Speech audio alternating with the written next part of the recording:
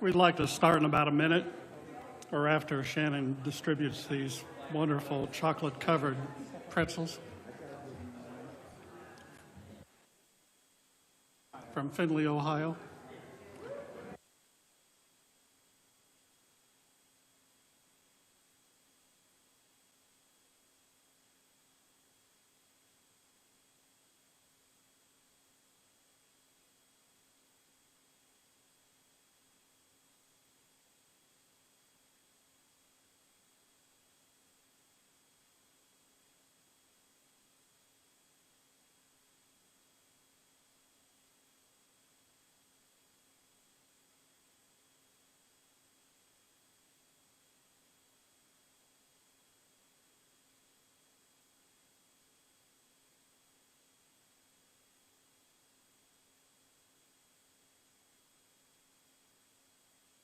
Mike Ragnar, come on down.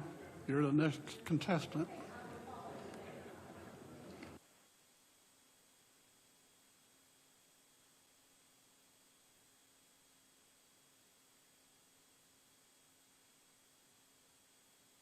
I'd like to call the Henry County Council meeting to order for June 22nd, 2023. If you please stand for a pledge and a moment of prayer, please.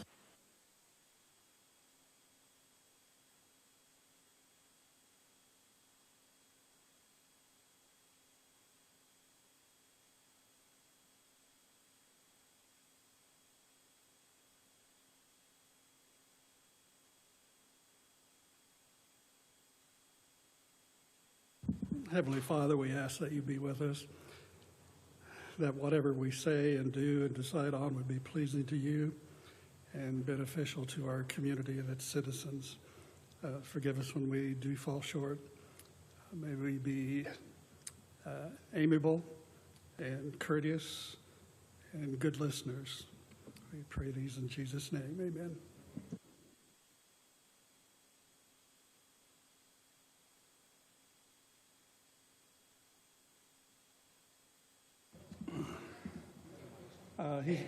He's on it. Yeah, he's not going to be here. Harold's absent, so we have 6 today. Council, you should have received the minutes from our May meeting. If so, and there's no correction, I'll take a motion to approve. So moved. Moved by Kyle. Second. Second by Betsy. Any discussion, corrections? I didn't hear any earlier. If not, all in favor, aye. Aye. Opposed, nay. Passes 6-0. Thank you. We have an EDC update, and it's Penny instead of Corey. But she tells me she has good news, so we'll take it. Good evening. Good afternoon. Thank you for some time. I will be quick. I've just got 2 items to update you on. First of all, tomorrow is a READY meeting at the Smith Building. READY is the funding that has some discussions around it, and a gentleman from Muncie is facilitating the meeting, and they asked us to set up for 30. We've only got 15 people coming. Some of you have already registered. You don't have to register. You can show up from 1:30 to 3 tomorrow at the Smith for discussion about the READY program. The second thing is the good news. We got some grant funding to do phase 1s and phase 2s for commercial properties, and we can do it on any commercial building. Now, it is exclusively to Newcastle, and I know I'm talking to county government, but we have funding that we could do a phase 1 and, if indicated, a phase 2 on the annex building. You can do them on nonprofits. There's no exclusions. So if, commissioners are here, I want them to know that, and you as well. So we'd like you to talk to people in Newcastle that you know. It's a service we can offer, and it's a phone call to me, an application process, an access agreement, then a user questionnaire. So it's kind of cut and dried. We know what we're doing. It's a different vendor we're doing it with than before. So there's a few little different nuances in the rules, but it is federal money that comes to the state, and if you recall, it's the state brownfields program. We didn't get funded, but they actually have over $200,000 that we can use for things inside the city limits. And so, anyone in the audience have any commercial building that you need to have a phase 1 or phase 2 on that you're connected to, please have them contact me and we can get the process started right away. Any questions? You know, last I heard and the last time I looked at a map, Newcastle is in Henry County, so it's You know, relevant. There's times that not everyone remembers that, but it sure is. And so, anyway, what's good for Newcastle is good for our community. And so it's commercial buildings. And if there is a reuse plan, say if you own a commercial building and you're trying to sell it to somebody, there's an opportunity. Banks that lend, they want to have a clean property. And so this is an opportunity for that to happen and have the money. It's only for assessments. It's not for cleanup, but it is to prove that a building is clean, environmentally clean. So, any questions? Timeline or time deadline or? No, I haven't heard of one yet. We just found out about it about 3 weeks ago. We just had our second meeting yesterday. They sent me the application forms, and I've already sent out 6 of them to people that are interested, people that we knew that were in the pipeline to purchase something. So, you know, even if it's farm ground and you're getting ready to sell it for commercial development, please call me. Over 200,000, you say? Yeah. Federal money. Actually, it's a little closer to 3, but I'm trying to be conservative. And Okay. so anyway, we're actually going to do the Firestone sites, some assessing at the Firestone site, some assessing at the old Verback, which is already having things done to it. But, you know, phase 1s and phase 2s, they're dated. So someone started phase 1 there years ago, 3 or 4 years ago, so it just needs to be new and updated to keep with what's happening there currently. Any questions? Questions from the council? That was good news. That was You said it was. It was good. And quick update. Thank you. Thank you, Penny. Shonda is here in person with another person. Yeah, like Penny, I have good news too. So our Youth Ambassador program is well underway. So I have Kennedy with me today, one of our youth ambassadors. We have been taking them to chamber lunches. Today, Colin went to the foundation annual meeting. Okay, I thought I was loud. Well, anyway, that's what my husband says. So, Penny? Yeah, she was loud. Oh, she's loud. You're kind of in the middle.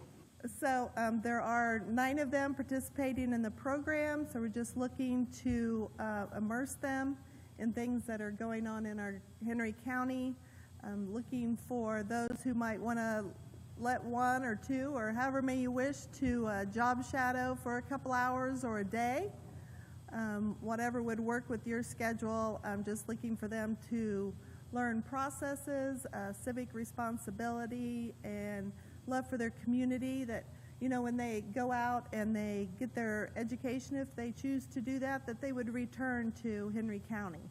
So if you'd like to get involved with that, just let us know. We also have guest speakers coming for them. Tomorrow, Christy Regal speaking. So if you have an interest in speaking, please connect with us as well. We kind of are quiet in the summer, the chamber, as quiet as we can be, I guess, on some of our extra activities. So workshops and things are kind of quiet right now, but our next women's networking event is August the 4th, and that is free to chamber members. This speaker will be Amber Burns. She's a FNP, a Henry County native from Reed Health, talking on women's health. Again, that's free. And then our next lunch is July 20th, and the Small Business Development will be speaking. And for you basketball fans, this will be of interest. August 17th is Ashley Fouch at our luncheon from Daleville High School. So that's what we've got on our radar right now. Are your ambassadors, are they like high school seniors? You said they might plan on getting further education, so are they, Yeah, juniors or seniors, a few of them did just graduate. And we do have youth from 4 of the 5 schools in the county, so. so is Kennedy from what school? Try. Try, okay. Sorry, I should know. Cindy really is like the spearhead of all this. I'm just filling in today. Okay. Well, I think the individual you brought last month, who was at the foundation luncheon today, was from Newcastle. So Yeah. I usually ask that. So, very good. Okay, thank you. Questions for Shonda? It's not. Thank you. Thanks. Keep up the good work. We have a transfer of $25.52. That's the lowest I've seen in 4 years. From GIS supplies to GIS travel and training from the Henry County Surveyor. So I have a motion. Motion to approve. Second. Was that Susan and Shannon? It's hard because I'm about 3 feet in front of you. Shannon's voice I recognized, kind of. So it's been moved and seconded. Any questions, comments? If not, all in favor, aye. Aye. Opposed, nay. Passes 6-0.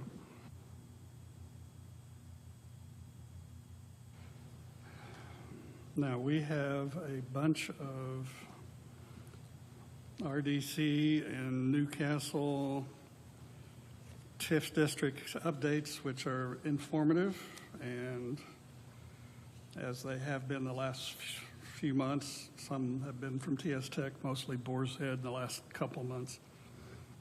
First one I have,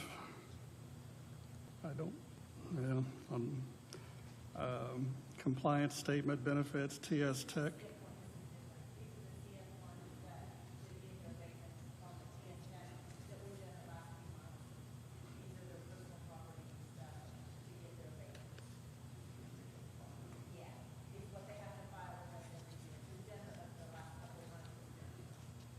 Right, we have.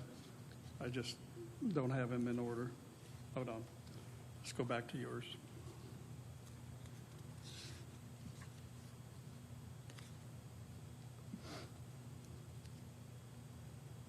And these do not have to be approved, just FYI. CF1s. The CF1 is TS Tech. It's in the first page of Debbie's handout to us. It's about 4 pages long. Do we have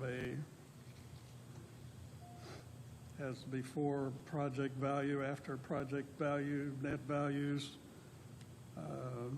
net value upon completion. Take a motion to approve. I'll make that motion. Moved by Shannon. Seconded by Mike. Okay. Any questions, comments? If so, someone other than me will have to answer them. If not, all in favor, aye. Aye. Aye. Opposed, nay. Passes 6-0.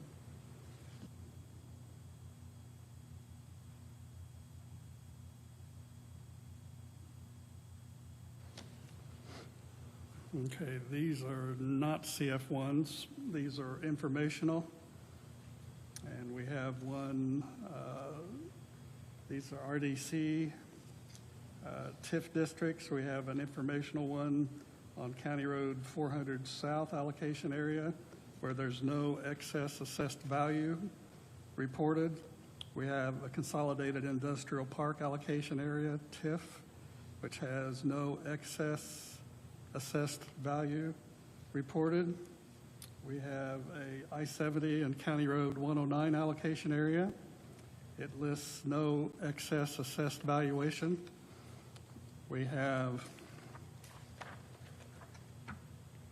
Spiceland allocation area, which shows no excess assessed valuation. We have I-70 State Road 3 allocation area that shows no excess assessed value. We have Northwest I-70 Quadrant allocation area,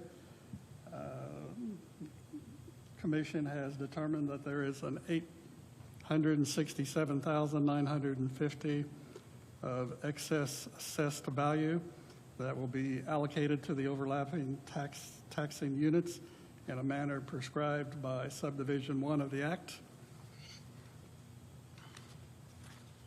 From the City of Newcastle, in accordance with the Indiana Code prescribed. This is southeast to downtown allocation area. Commission has determined approximately $9,500,000 of incremental assessed value in southeast downtown allocation area of Newcastle be allocated to overlapping taxing units.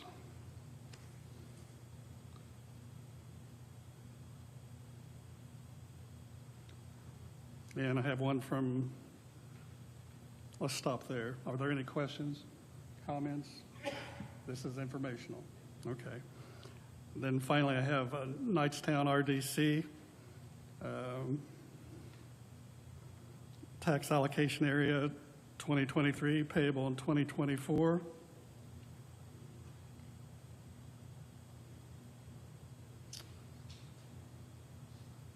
You can read that, but the end, similar to most of the others. Therefore, there is no excess assessed value from the allocation areas that may be allocated to the respective taxing units for budget year 2024. That comes from the president of the Knightstown Redevelopment Commission. Any questions there? If not, we'll file those as prescribed. Let's see, the agenda has next Highway Department, Joe Copeland.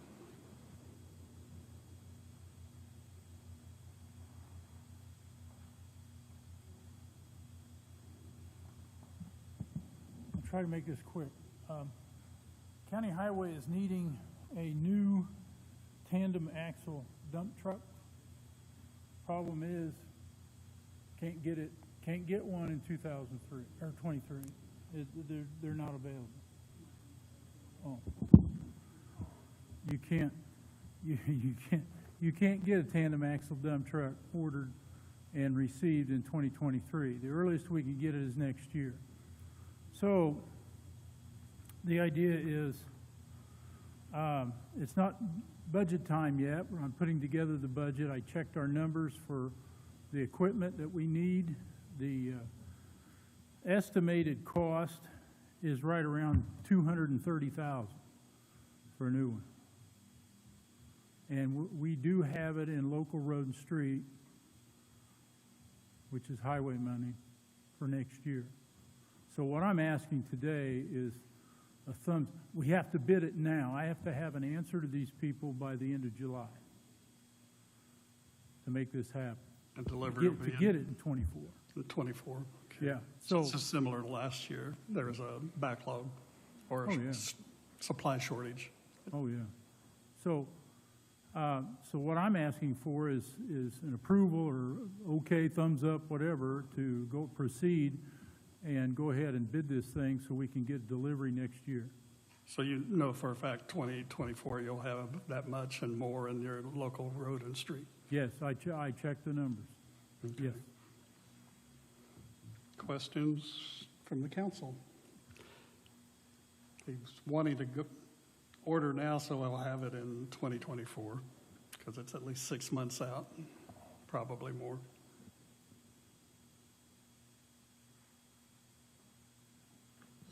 I move that we go ahead and place the order. It's been moved to give Joe permission to go ahead and place the order. And second from Mike, any questions, comments? If not, all in favor, aye. Aye. Opposed, nay. Passes 6-0. Thank you. I'll get Thank, working on it. thank you. And hopefully you'll get it in early 2024, but who knows? Can that be used for a salt truck? Yes. No. Well, we're due a blizzard year. Health Department, I think. No, Memorial Park. I'm out of order. Hello. Rita, Yes. where we at on the fireworks? Funny Well- thing, I mentioned that, right? Oh, yes, I was, but we had a donation of $5,000 from Jake's, Like 2,000 short? only 2,000, Wow. and we will probably get that by the time we get the donations and Bless you. selling hot dogs and stuff, and the motorcycle ride. They'll donate whatever they bring in. Well, good for you. So we will, I think we're done there. I listened in on the commissioners meeting and last week, Wednesday, Yeah. you were $7,000 short. $7,700 short. Good So, for our community. When they Yes. see a need or something that they would really hurt them if they didn't have the fireworks, because we have great fireworks for our size community.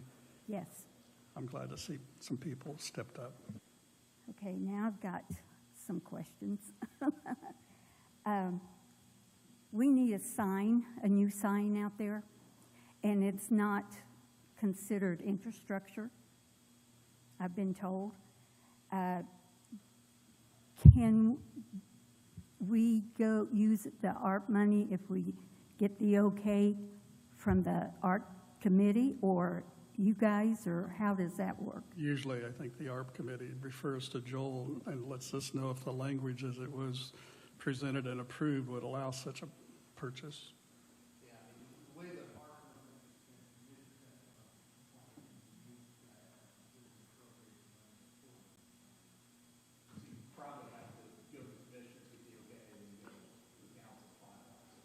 Okay, But as I recall, most of the monies you got from ARP and food and beverage lists the word infrastructure. yes, I think that's why you said sign doesn't fall under the definition of infrastructure, correct?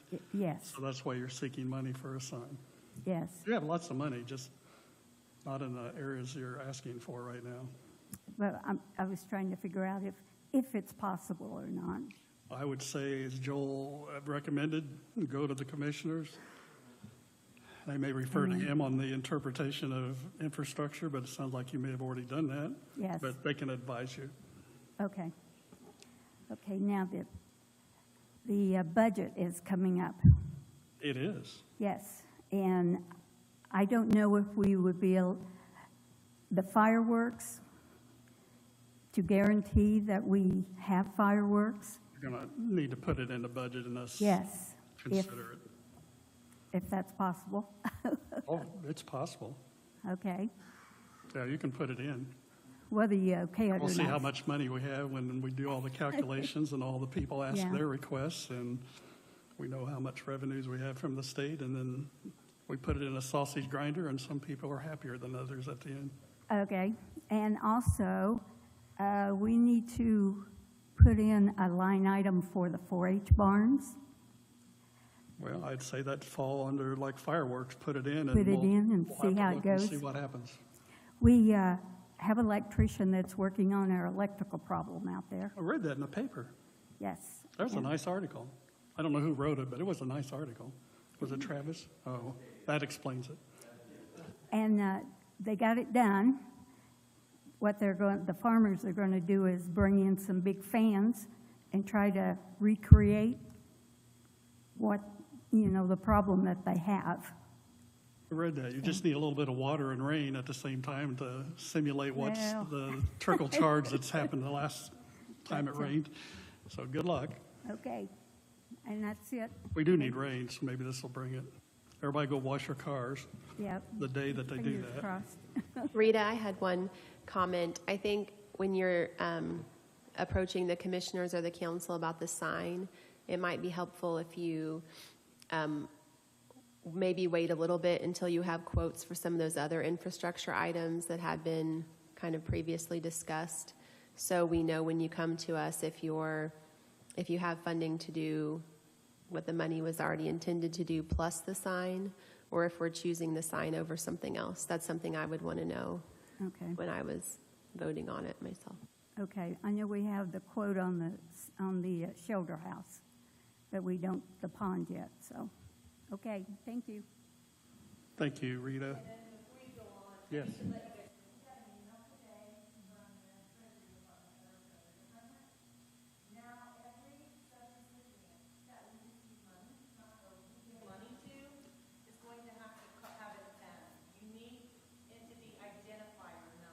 this for ARP? Okay.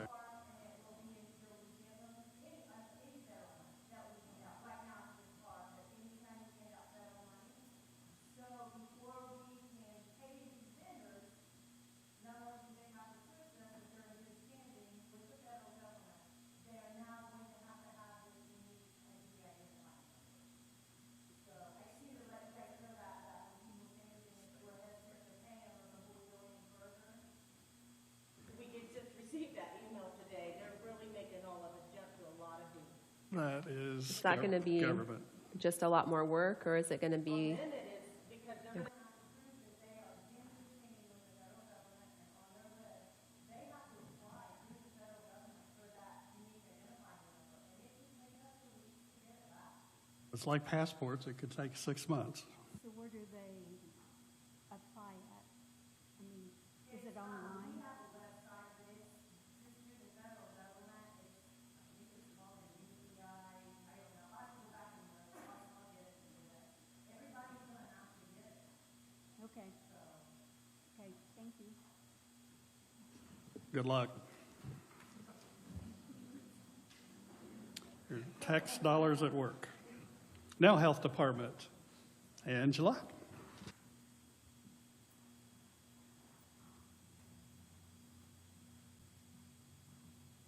I don't have anything financial to impart in this financial meeting, disclaimer. You shared that at the job classification, the financial, What? I shared what? your financial request with opioid monies at the job classification. Go ahead. I don't know what, okay. It wasn't opioid, no. So I was asked to come give miscellaneous updates. I really, Kenan, what do you want me to talk about? We are on so many committees together, like what's going on with Live, tell about the Live Well, tell about the trip we went to Lebanon. They are not privy to all this. You are privy to all of this. Well, I am privy to all of this, but I just want to make sure that I am using the county's time wisely. So may I ask the rest of the members, would you like those types of miscellaneous updates that are non-financially related? Fine with me. It's valuable information. A brief update is, is good. Thanks. Gentlemen? All right, Live Coalition. It is our drug-free Henry County thing that we have put together in conjunction with our local coordinating council, ARES. It's that umbrella where we have applied for that very large DFC grant. We will know in August whether or not that comes to fruition. So we're still very confident about that, but the wheels are still turning, preparing for our second annual mental health fair, which will happen on September 14th at the First Baptist Church, like it did last year. And then Hope Initiative, which I think most of you have heard about, but some of the newer members, Hope Initiative's been around for quite some time. And it's a nonprofit organization that some very dedicated community members that live and work here in Henry County belong to. And so in my position, I got asked to sit on that board. And basically, what I see Hope Initiative as is a birthing center for other nonprofit groups and projects throughout the county. And so they have been instrumental in doing a lot of things, especially around substance use and housing development. And so Monday, a group of us came together with a council member and other individuals to take a trip to Lebanon to talk to a lady named Michelle Staniford who lost a son to an overdose. And her purpose in life since that minute was to provide housing for women who were homeless and had substance use issues. And so we're learning a lot about how difficult housing is in that particular situation. And government entities don't typically fund that, and it's mostly communities stepping up. And one of the things that I think it's important to know, and I can get this map for you at a later date, but compared to the donut counties around us, Henry County has fewer nonprofit organizations than the other counties. And I think maybe we've always kind of struggled and had a hard time understanding why we couldn't move the needle on this substance use disorder mental health issue. And I think that could be part of it. We've got wonderful nonprofits. Please don't take that incorrectly. We have wonderful ones. They're very dedicated, they're very focused, and they're kind of in their lane, and they're doing their things, doing it very well. And so we're just trying to pull together an idea, a way forward, so that we can bring that to the commissioners in conjunction with some other individuals that I'm working with on the medical side of things to bring good, solid ideas about how we move forward with that opioid money. Okay, so that's Live, Hope.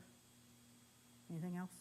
I misspoke. I mentioned opioid. You shared about the new governor's Yeah, money. the new governor's money, and And yeah. you gave them the handout because you have great things in mind using that money. And I heard that they were going to go through Wagner, Irwin, Shealy, and get some job descriptions and things like that. So Yeah, what's the dream there? the dream, What are you going to be able to do that you our real can't health do now? department. Yeah, I know you're going to have more space.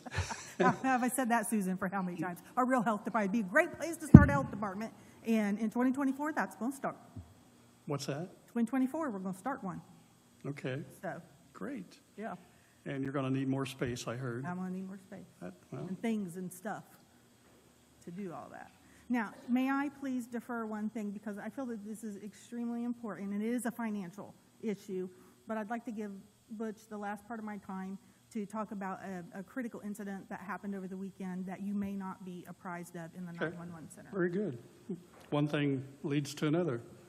And we do deal with things other than finance.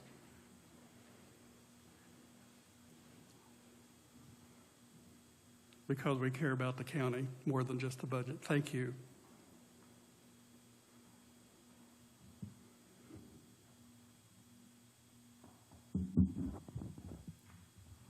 Good afternoon.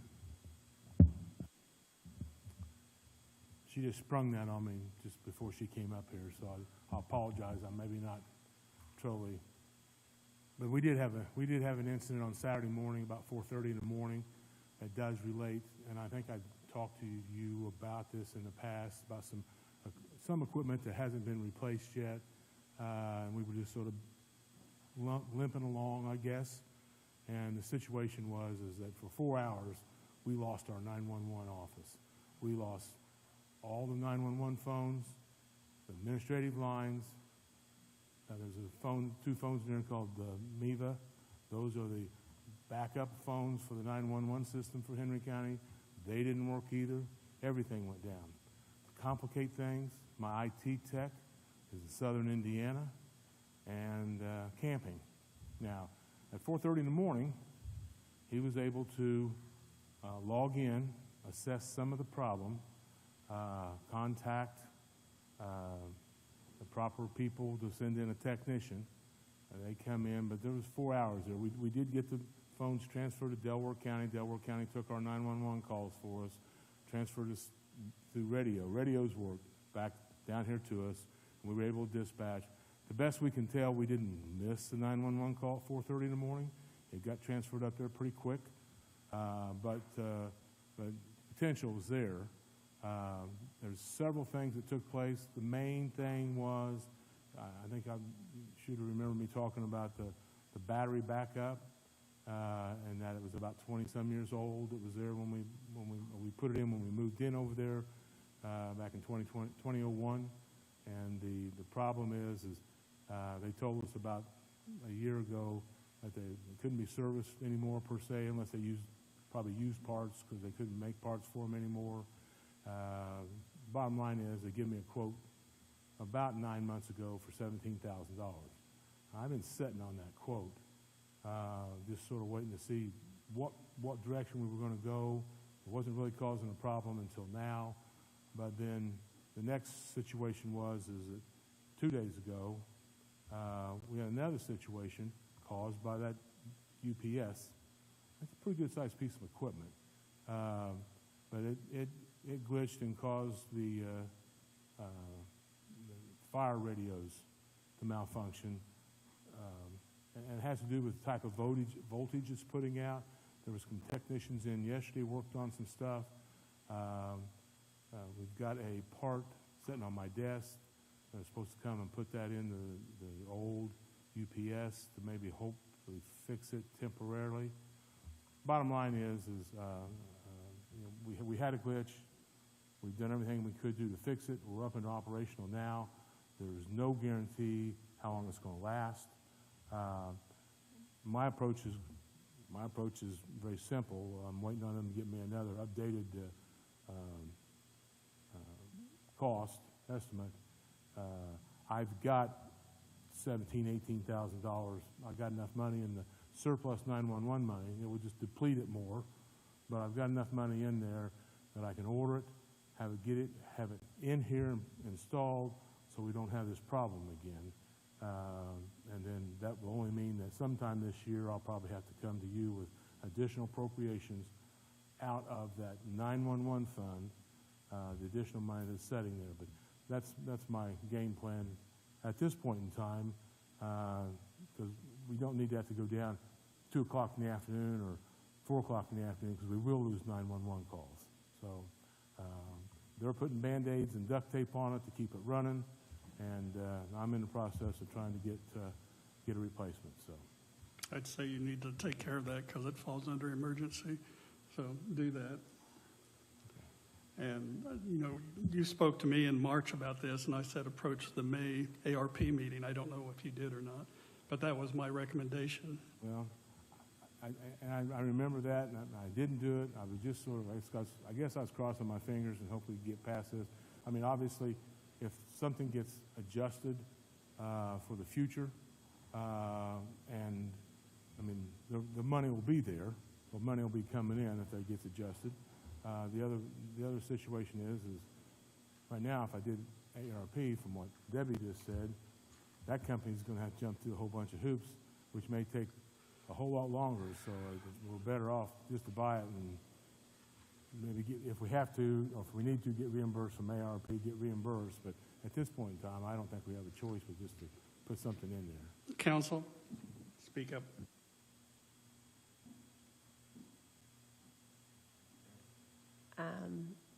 I think that if it needs to be fixed, we should fix it.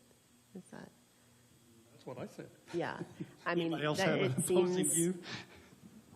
it seems like something we don't want to have happen again, and it's also kind of pushing off the inevitable. It's not like we're not ever going to have to spend this money. It's just spending it faster. So in my mind, it's probably time to fix it. But I'm inclined to agree.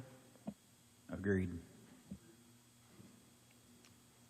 Get it ordered or get a quote, and then you have to go through the hoops that we're informed. But as soon as you can get it in, sounds like the better. It's unfortunate that Delaware County picked up the slack with that down. Butch, are there dollars in your 911 fund that you can pay for this right now? There is unappropriated money. Unappropriated money, yes. Unappropriated money in my 911 fund, so I can pay for that, yes. You have one quote for roughly $17,000. Yes, have one quote for $17,000, but that was several months ago. And is that from an organization that you've used in the past that you have a relationship with? It's the company that Put it in originally or what? put that in there originally, that they're still in business. Is it what's the manufacturer? I can tell you it starts with a V. Okay. I'm sorry. That's I okay. don't I'm have the just name curious. memorized, but it's a legitimate company. I mean, that's what they do, and In an emergency situation like this, we can't have that thing failing. If it's terribly higher than what the quote you have now, please reach out to one of us, I guess, and let us know what's going on. I would hope that it wouldn't be more than $1,000 more if it is any at all, but the last 6 months, things have... Who is his liaison? Kyle, you his liaison? I think 911? No? Or maybe Harold. Harold. Yeah. Reach out to one of us. Okay, 'cause will do. I He's can do not that. here at the moment, but All right. thank Thank you. you. Thank you, Angela, for passing the baton to him. I mean, you had 5 minutes, morning. Okay. We have job classification update, Betsy and Associates. Yeah, this is going to be a real humdinger. We had a lot of business today, and so I think I've got most of it accounted for. It was hard to take notes and run the meeting efficiently, but I'll tell what I know, and then I'll ask my colleagues to pitch in potentially. So Debbie came to us first with a request from EMA Director Tim Welch. This is currently a part-time position, and really it's much more of a full-time position. Current salary is $16,740, and so the request was to follow Wagner, Irwin, and Shealy recommendations to classify the position as a Pat 1 non-exempt and to compensate the position at the 2023 Pat 1 pay rate, and the midpoint on that would be $26,403. So that passed unanimously. Debbie then made the request out of her office to reclassify 6 different positions in her office based on the workload and responsibilities that have come with losing staff over the years. Shannon, Susan, do you want to, this is one of those areas where it was moving fast. So, sorry, I was just pointing something out No, I'm to sorry. Shannon, that we had a discussion about how we actually take dollar figures from Wagner, Irwin, and Shealy and come up with our own. And Debbie had said we generally take the low and the external midpoint salary and average them. Okay, so, and I was just saying to Shannon, well, here we're just taking the external midpoint salary. So I think we need to have a discussion because it's going to be relevant later. Do we actually have a standard for how we interpret this information from them? Because it's going to come up later as we go down this list of items.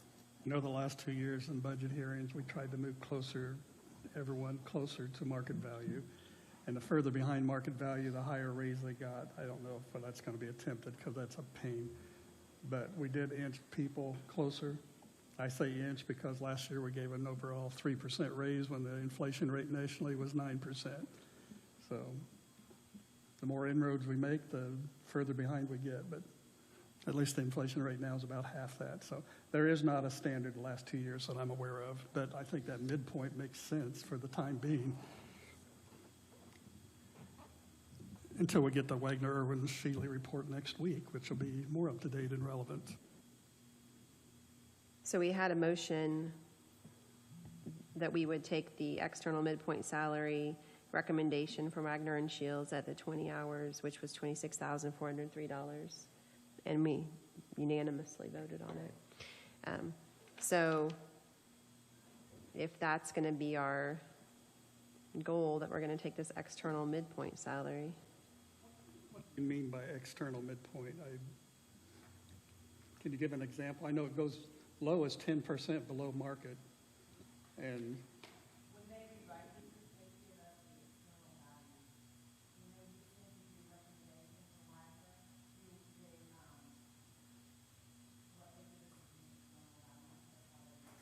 And I feel like we generally just say, okay, they classified it as a Comet 4. So we go back to our list and say, this is what we pay Comet 4s, and we don't take this external midpoint. And so my question is just, is that how we're going to do it from now on? Just seems like we should have the uniform approach to how we do it. I agree. Yeah, it should be pretty standard. And we're going to have a question of that when we go through the auditor's department too. So we might want to decide. Is that okay? Yeah. Yeah, go ahead. Sure.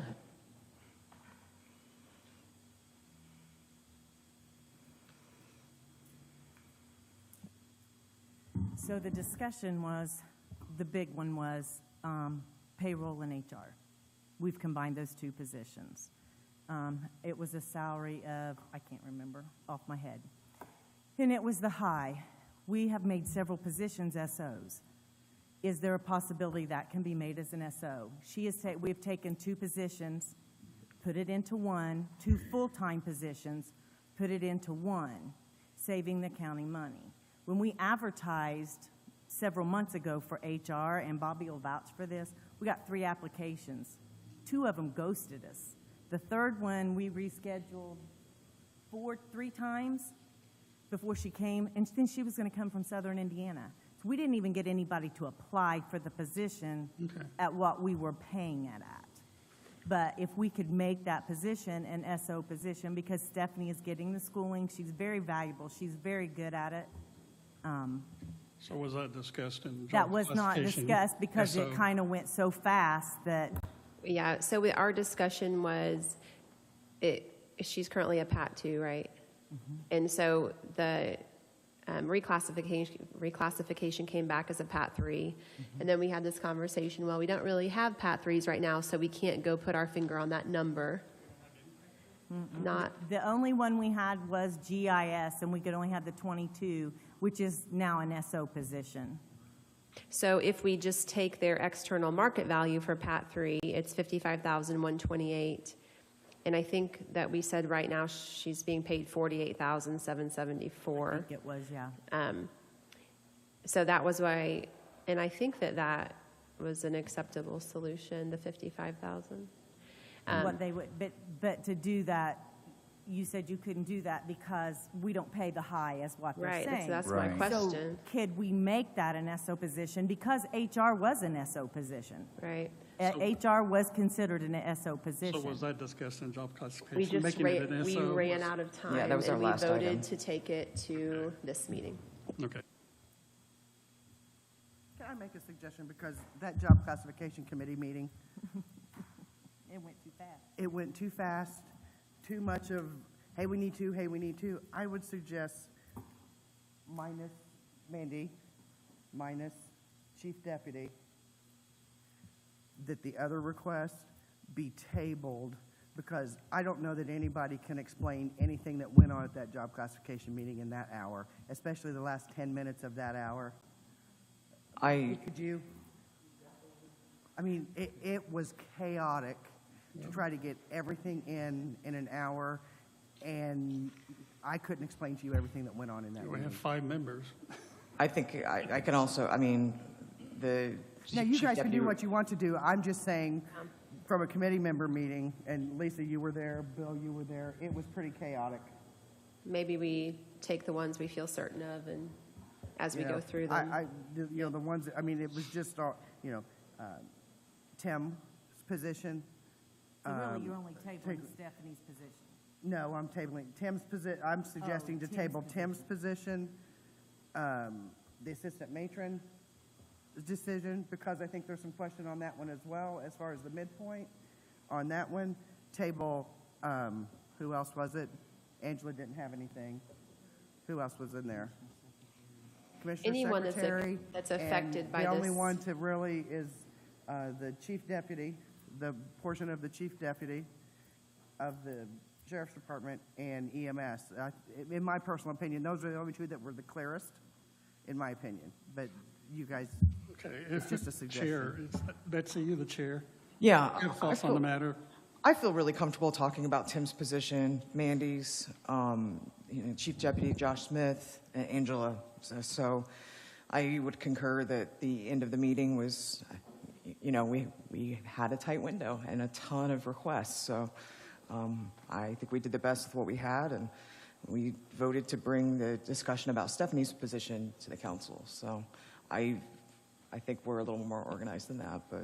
Okay, you ready to present everything? So I think that anything affected by this external midpoint question is something that needs resolution before we move forward. We need some sort of consistent policy because this is just going to keep happening over and over. So right now, we send a job classification request, we get a job classification, and if we already have people in that job class, we give them that same salary. So that part's really clear to me, that when we have people who we don't already have someone in that same job class, how are we choosing which value we take from Wagner and Schiff's? And my thought, this is just a sidebar comment, we're going to have more specific information, up-to-date information next week. We can go on the 2023, but next week we're going to have 2024, and we can even Right, but we can't grant salary changes based on 2024 data. That's for budgeting purposes, right? We can't make these changes today. It would be effective in 2024 is usually how it runs after Right. budget hearings, correct? Yeah, so I guess my thoughts are, I thought we had a number of changes that we do have classifications for. And a PAT 3, just because we don't have anybody in that classification, we have a classification though. we were going to find the salary for what the PAT 3 was, even though the one that we had went to an SO. Do we know what that salary was for a PAT 3? Because we Then- don't have one. Well, we used to. We have 22. We have the 22. So would we Right. be able to take the 22 and give them the 23 raise and come up with what it, I mean, what is Probably the not, process? but that's a decision you guys have to Yeah. make. What's the I'm process we asking wanna follow? to make that position an SO because we can't fill it. Will We she do- keep it? I can't guarantee you that she will. Mandy just gave me some paperwork. We do have some PAT 3s in the county.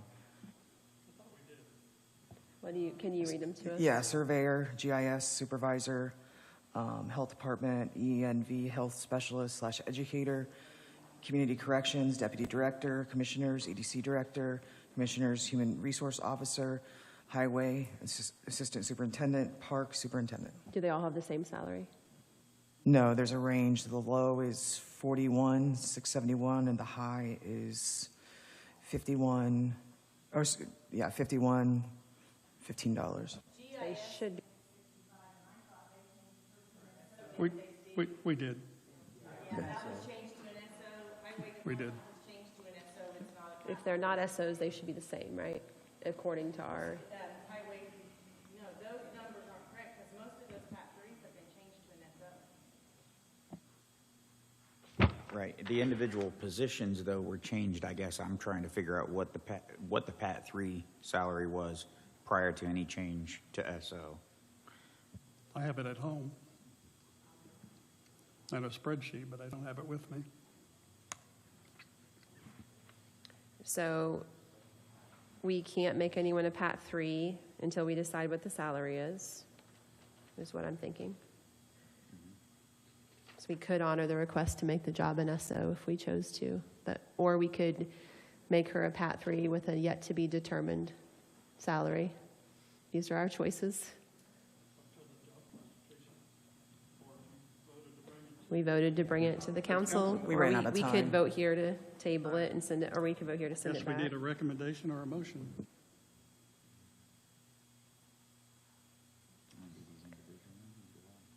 I'm hesitant to make it an SO before we have a salary for PAT 3 because that could work. So I don't want to lose Stephanie because I think she's doing a great job. And I don't want her to feel unvalued, but I want to stick to the job classification as much as is possible. So if the PAT 3 comes back at a salary that we feel like is fair for the fact that she absorbed 2 jobs, then I'd prefer to do that. Didn't you get the sense that we were going to take action on it? It wasn't a matter of, no, we're not interested, we're going to take action, you're just wanting data? Or PAT 3? I think she left discouraged, so I'd like if you could pass along to her that we want her to It will feel be- encouraged. It will be attended to within a month. Because every indication, like you said, she's doing a great job, which, And just as Debbie was saying, her absorbing these 2 jobs is saving the county benefits for a second person and the salary of the second person. And we want to encourage that. so do you have a motion? I want to know what the salary would be for a PAT 3. So do we need Want a to motion to set it pause to? a month till we get more information from what, just need something. So I make a motion, well, let me ask a question before I make a motion. When are we going to decide what a PAT 3 salary is? Whose job, is that job classification or is that the council, and when are we going to decide? I have that information at home, but it would be from 2023, because we did have, and PAT 3 was one of those areas, they were not all consistent, even before they went to SO. I never knew why, but that's something that's evolved over time before we even came on. PAT 3s are not the same, and they're about So- the only category that's not. And So I thought we said they had to be, and we were fixing it. I worked through Ann, and it's been that way, and it's like the exception to the rule. It's kind of like SOs, and I do not know why. I don't know that rationale. So if PAT 3s can be anything, then she doesn't need to be an SO for her salary to be whatever we decide it can be. Given the other PAT 3s are not consistent, I would say that's correct. And again, I do not know why. I'm not sure Ann knew why. It happened over time.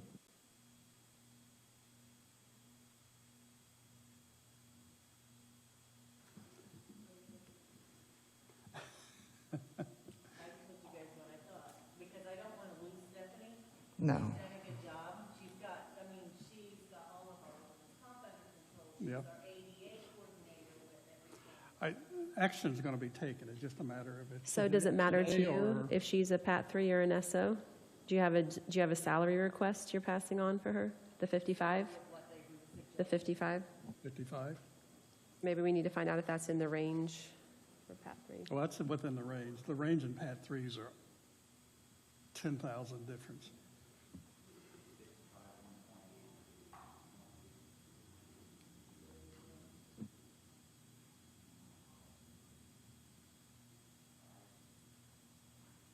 The highest PAT 3 we have on this list is at $51,015. Okay.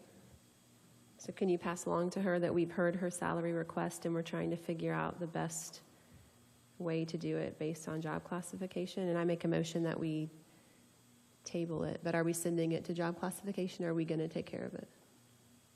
Well, you said you were going to bring it to council, is what I just heard.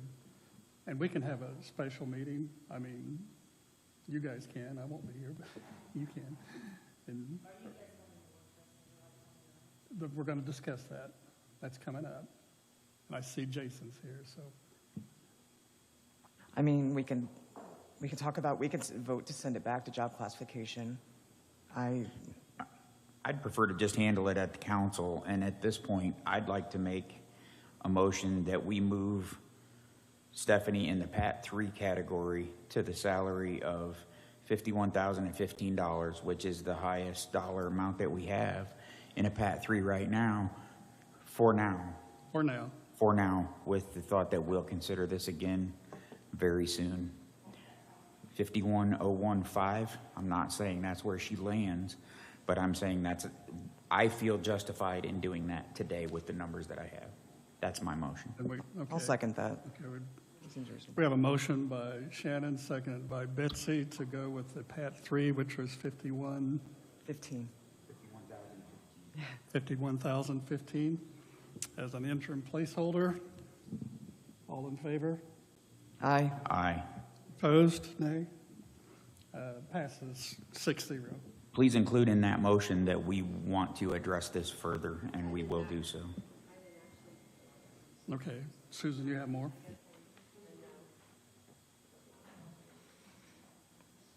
All right, so moving forward from that, Mandy Fleming from Henry County EMS came to us with a request for making a part-time biller and dispatcher into a full-time position, and she noted that this employee is very valuable to their office and billing systems and is apparently a real wizard. The change in salary would be, to making it full-time would cost $15,498 with benefits, but they have a lot more than that budgeted that hasn't been touched yet, so she thinks they can absorb that without any issue. And the salary difference would be $12,000 more. Mandy has indicated that the department can pay for this out of their own budget without difficulty. And so job classification voted unanimously to support that. Okay. Is there a motion or? Mandy, anything you would want to add? Okay. It's $12,000 more than it was previously being paid. That's 33,200 is the requested salary, I think. That's with the 12 increase. yes, correct. When Mandy was making the point, she was saying that right now, currently at her part-time with the hours that she's making, she's already up to this point making her full-time. Is that correct, Mandy? It's only going to take her. Did I have it wrong, too? See, I told you you should come down here. So we are wanting to raise her salary that much over the 22.5 we budgeted to have her as part-time. Okay. That's what that number is. And then each number that divides that out is what the cost that we absorb, raising her to that, with all the benefits, the perk, Medicaid, Social But Security. you're very close to what you would be paying. Yeah, her so full-time. what we're paying her right now in hours, she's gotten so close. If we continue paying that, we're going to pay this salary anyways. Okay, for the minutes, do you have the information? 34.5? 33.5, Okay, and you've got that. 33.5, Do we need a motion? yeah. We need a motion?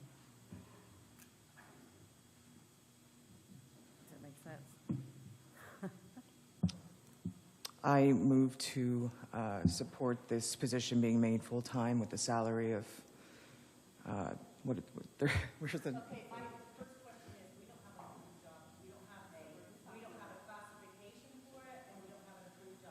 Okay, Unfortunately, our notes, our minutes are not here. And I thought that we asked to have this sent to Wagner Irwin Shealy okay, for, so okay. that's what's going to happen then on this position.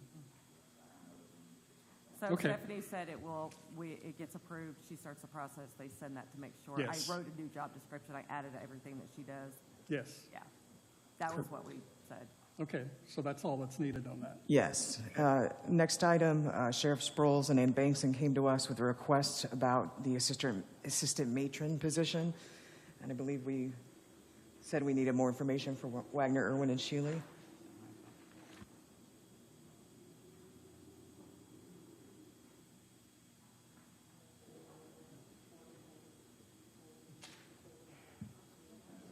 The sheriff is moving forward, so perhaps he can. Come on down, Sheriff. His recollection of This what one- was discussed. This one was moving from comment 4 to comment 5, as I recall, and the recommendation from the job classification was to accept Wagner Irwin Shealy's recommendation of reclassifying this from, as a comment 4 to a comment 5, which would change the salary from $35,464 to today's salary of $37,569. Oh, well, I want to clarify something. That is the salary that apparently the county has set. I want to, first of all, Stephanie, I want to talk about her position. I don't know how she does all that she does, and she does a great job. But I'm dealing with the same situation with my assistant matron. She is doing numerous jobs, one of which I know I point this out a lot, and I know for whatever reason I get some head shaking over it when I do.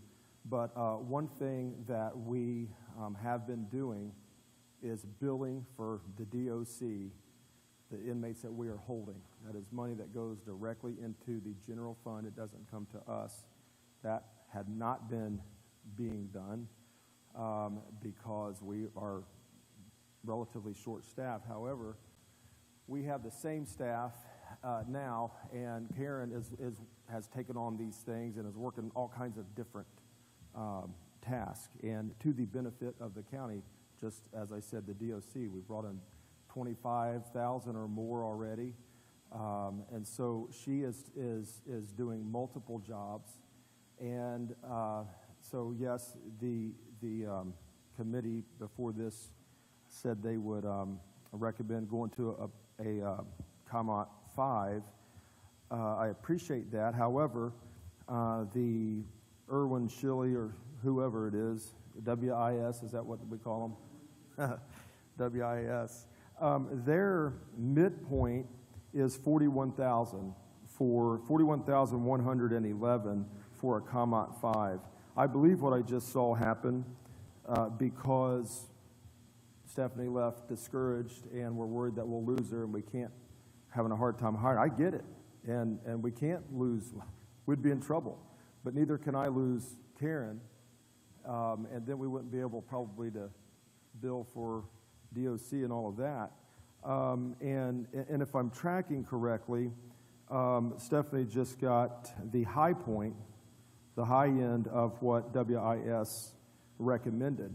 That's not correct. The high end, they recommended $55,128. We went $51,015, which is the higher of the scale that we have in our current poll, or Pat. And that'll be updated next So week. they're what, about 7% less than high end?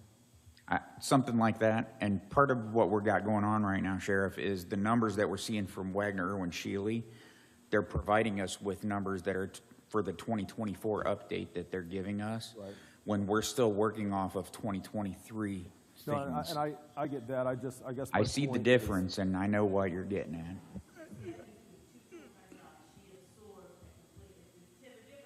Yeah, I think that is different. I get Because it. it's two I get jobs it, into but in one. reality, I mean. Or we could if- hire two people again, and it'd be about Well, $40,000 more. in reality, if a person absorbed 2 full-time positions, then, I mean, you would think were they only working half on the first. I understand pulling 2 positions in, but you can't technically run you can't do 80 hours worth of work in 40. But I guess my point is this, and I want to, because I've got the same situation. I have got somebody who is discouraged about low pay, and I would appreciate fairness in similarities in percentages and all of that, if that's how it works. So I want Something we can talk about next week. yeah, that's fine. But I just want to be clear that I'm dealing with the same situation. Yeah, And- we understand, and And I the think number that, most of the the county is. 37,569 is the highest number we have in a comment 5. So we did exactly the same thing for the comment 5 as we did for the PAT position. I believe, though, that we were basing off of a percentage of WIS. And the percentage- We're not basing off of that percentage at all. We're looking at the 2023 levels that we have on this sheet of paper up here. Okay. Well, I'm going to move to different, that was out of my order here that I have. So I just want to start on a question about the $25,000 for the drug task force money. Where are we at on that? I've requested since January, we've got to get this money paid. Does anybody know a status on it? I'm unaware. I thought that we took care of that last month when we transferred money from meals and inmate medical to cover the cost of that. The drug task force, is that Newcastle? Have we paid the drug task force $25,000? To what? Right, that's my question is, has it been paid? Okay, I wasn't aware that it had been paid. I knew we had turned it in. So we're sure that it has been paid then? Okay.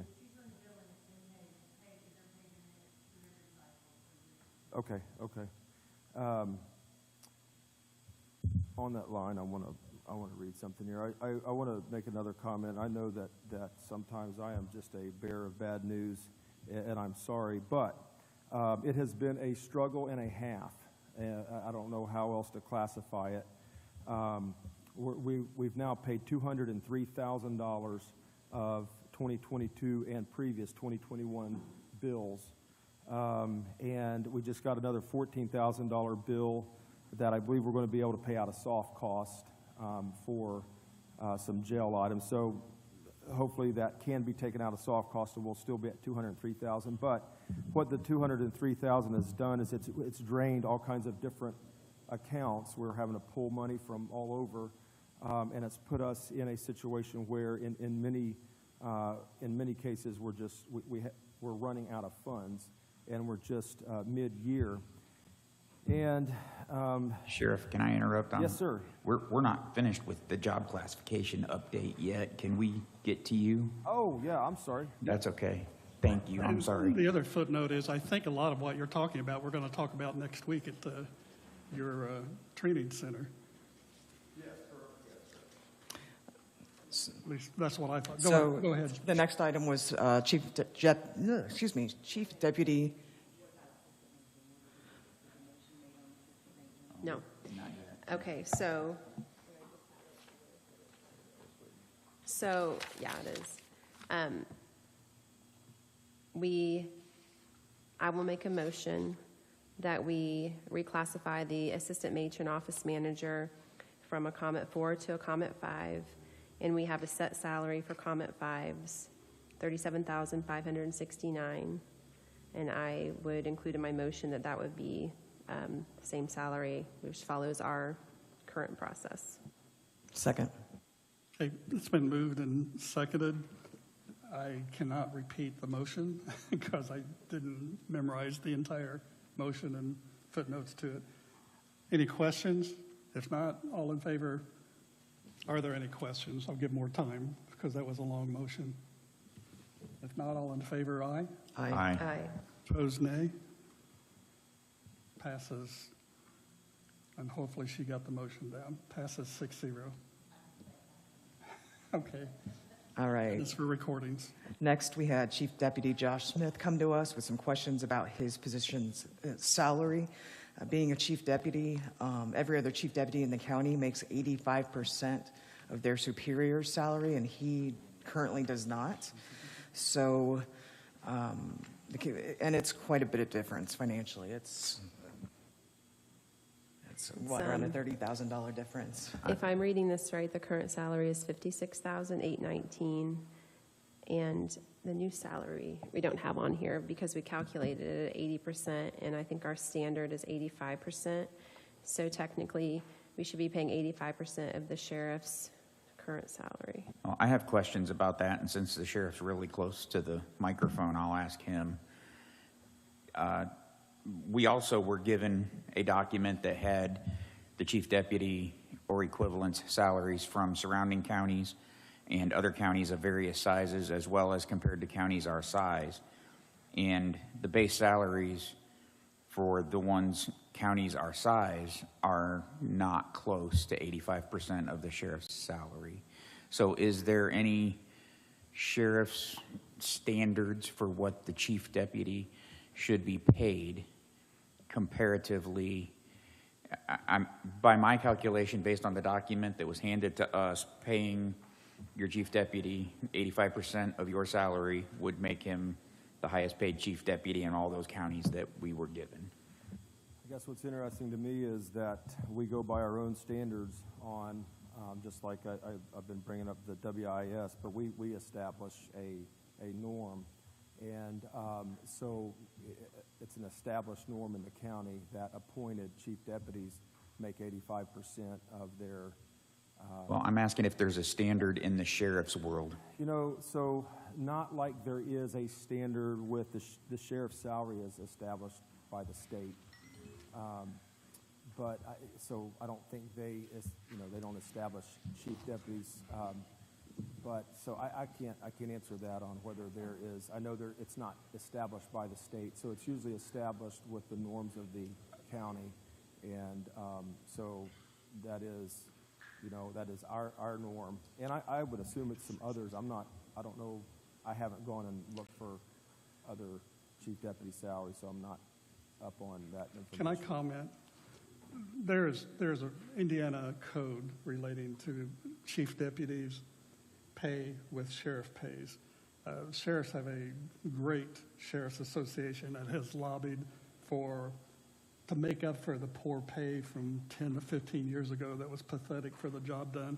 But there is something in Indiana code that because I served on that legislative committee this year, I would table this one and have Joel check, because there is an exception. Even though there's an SO, our SOs are, and it's not 85% last year. Well, this would not be an SO. This was a suggestion to. There is something in Indiana code relating to that's chief where I'm deputy. getting. And I would suggest tabling it so we do the right thing statewide, because if it's not an SO, then 85% may not be relevant at all. Agreed, and I completely agree. I would like to make the motion that we table this to get further information before we act on our own practices and make our chief deputy of the sheriff's office the highest paid chief deputy in the state of Indiana. Because I don't think we're God the highest forbid on we any be the position. highest paid on anything. Well, you're not the highest paid sheriff in the state of Indiana. I'm being facetious, of course, but I want to follow good guidelines.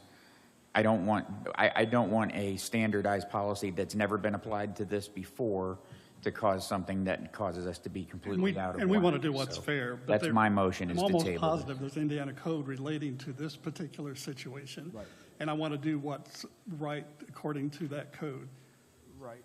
I understand, but I would say this, if we find out that we have been doing wrong, what do we do about some of the previous people that have been underpaid all these years? I just want to throw that out there. And I know there's conversation. I know we don't, probably that statement's like, oh, crap, don't bring that up.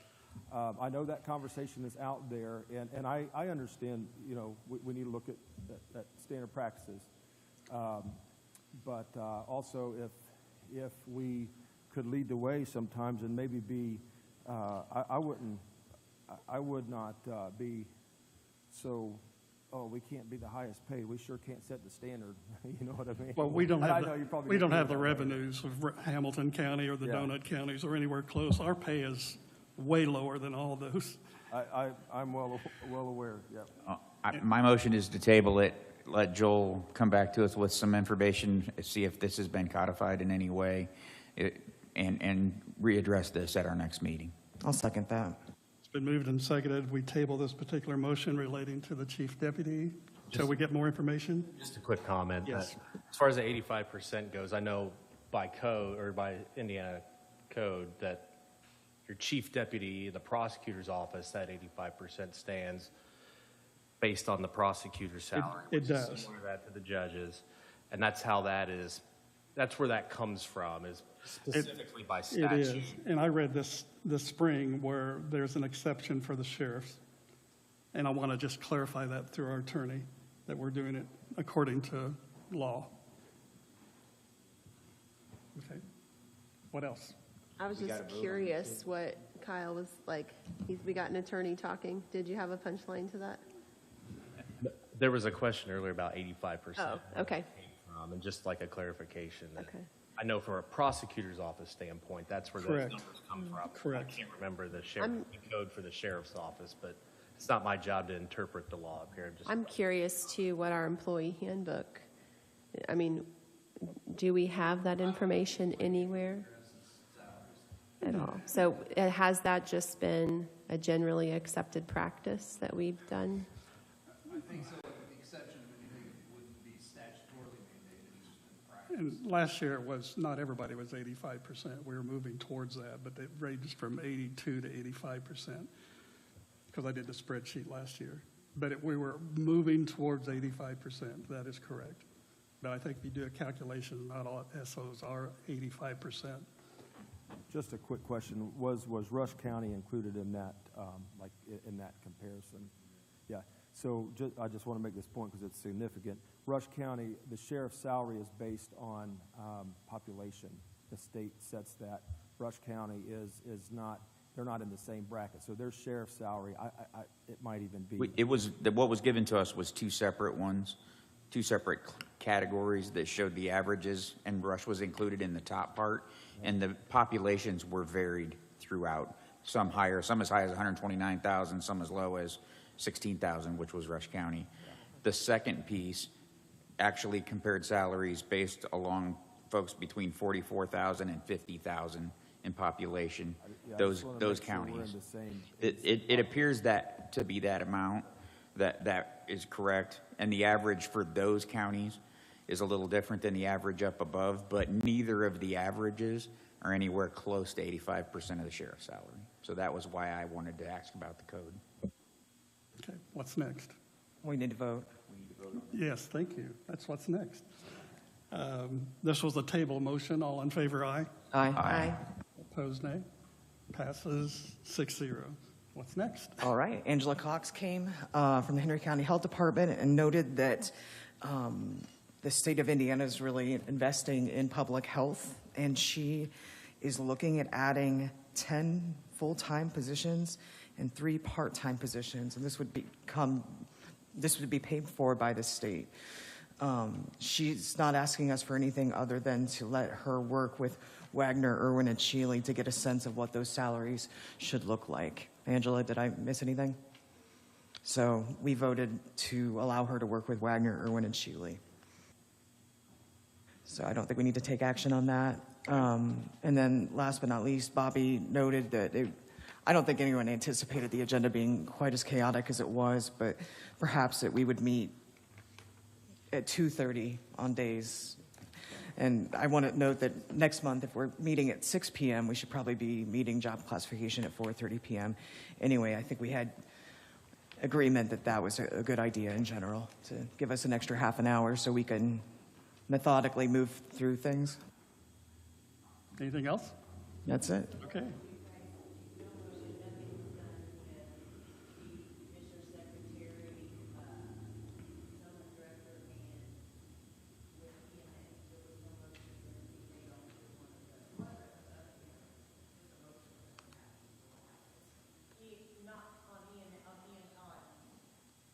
Ten?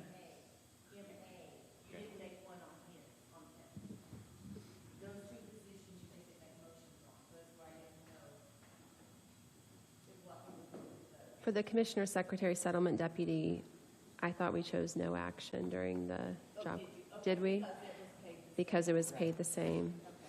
And then what about the EMA grid? We decided to wait because we hadn't really defined how we were going to use that external pay rate, right? We good? Like I said, it was a meeting. It was, I've been on the job classification for 4 or 5 years, and it was wild, so. And you voted to start at 2:30? Yeah. Did you have any other long agendas? Or 4:30 on days that, council meets at 6, but just to give us a little more buffer to work Okay. through. I passed out a list of my updates to inform you. And one thing we need to consider after the PSAP discussion, which we're about to go into, is what time we want to meet on July 27th, and do we want a work session on June 29th? July 27th, most of our hearings we have set for 6, but if I remember right, the notices you gave when we thought we were going to do this next week was for 4:30. Those can be changed easily. Okay, do you have your druthers? Historically, when we went from 6 o'clock to 4:30 and then 4, we mentioned that hearing dates would be at 6 o'clock to allow the public more access in case they worked. Thoughts of the council as far as our July 27th meeting, which we probably will be a hearing on PSAP I think it should be after work. at 6 o'clock? Okay. Yes. 6 o'clock on Thursday, July 27th will be, and that'll be a PSAP hearing. Any questions? I gave you a lot of updates and things that have been happening in the county, and I won't read them because I know you can read. Debbie, can you let Stephanie know that job classification would be scheduled for 4:30 in July? Well, yeah, it's just, yeah, Because we're having a 6 o'clock. right. Okay, drum roll. We have Jason Simler here, and he's been here since 5. Why don't you come forward, because I sense our council has still some lingering questions from your presentation. Joel's back, and I know he's done a lot of work on notices, advertisements. We pressed pause. It has to be 15 days, I believe, for PSAP or LIT, public notice. So we're looking at July 27th. But this council has questions that they think you can answer. And we've invited Newcastle council members, and we have some here. Because if we vote to go over 0.1% on a PSAP, it requires the tax council, which effectively Henry County and Newcastle councils can do that because that makes us a solid majority of the council, of the tax council. So that's why they're here, because if we vote over 0.1, we have to have their input, and they may have questions today too. I'm going to turn it over to the council because I've heard from different ones at different times. They have questions. So I know that you went through the worksheet that Shannon prepared, and I'm curious what thoughts you had about it. And in particular, when I was looking at it, I was adjusting how long different tax rates would allow us to break even with 911 expenses specifically, and then looking at how many employees we could add, which was a huge factor, and how long those tax dollars went for. So I think it would be helpful if the council understood the assumptions, of course, that you provided, and then how many extra employees we're able to add at different tax rates and for how long the money would last for. That is my thought. Really, the only assumption that we provided was the amount of additional revenue that would be generated based upon the 1.1%, 0.11, or 0.12. As far as the employees, the additional employees, I think that came from the study that was done over a number of periods. One of the assumptions that was used in the report was the additional increase in income tax or adjusted gross income that is generated in the county. And I think in the analysis that was sent out, 2% was used. So I did go back over the last 4 or 5 years just to see what that increase has been for Henry County, and it's been a little over 4%. I also took off 2023 because that was a kind of an abnormal year, and it was still about 3.75%, even if I took off last year, which was a pretty healthy increase. So I thought the 2% was a good conservative number to use. And then I think that the other assumption that was used was a 4% increase in salaries. Salaries and inflation, yeah. We used 3% in our comprehensive financial plan, so 4% I thought was a good, again, conservative assumption to use. I have a question. When you presented on our work session on June 7th, you have projected our public safety lit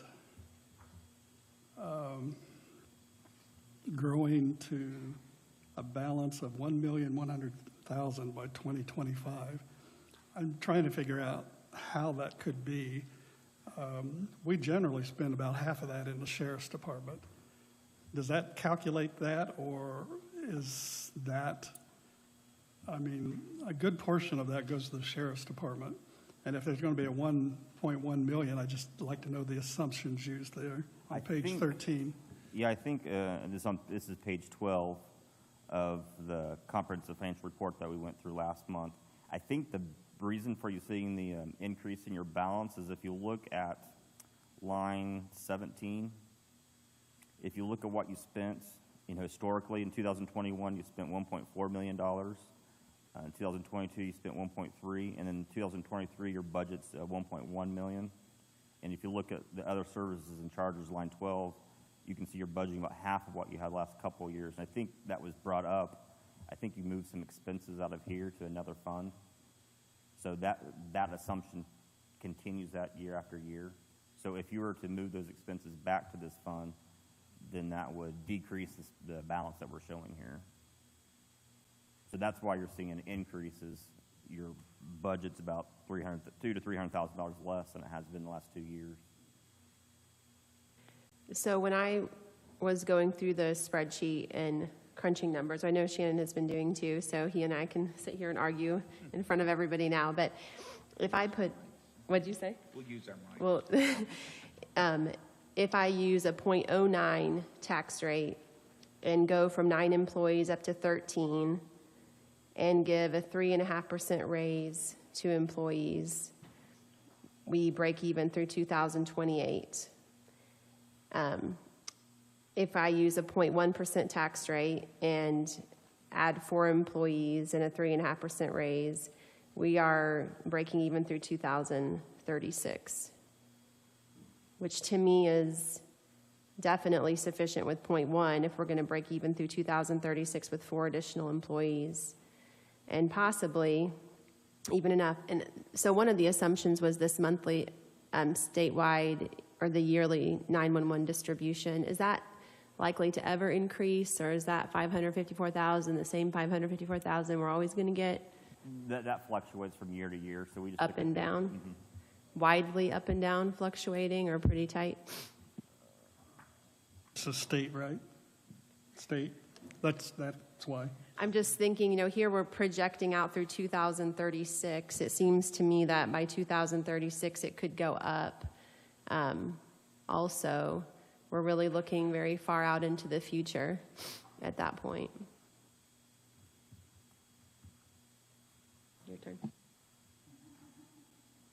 Well, if you look on, this is on page 24, if you look in 2020, you collected $639,000. In 2021, $557,000, and 2022, $553,000. So you did see a pretty substantial decrease from 20 to 21. Last 2 years have been consistent, but no, it can fluctuate. And I have seen in other counties, you can see a pretty significant decrease. It can trend down. Mm-hmm. Okay. Yeah, it's not, it does fluctuate. Okay. I did a spreadsheet too, Susan, this afternoon. I left everything the same except adding employees. I added one employee in 2024. These are full-time. 1 in 2025, 1 in 2026, 1 in 2027. Skipped 3 years, 1 in 2030, left it at 4%, left everything else as Shannon had it on his original. And at 0.10, it doesn't go below 100% until 2036. What did you max out on employees then? 14? 13?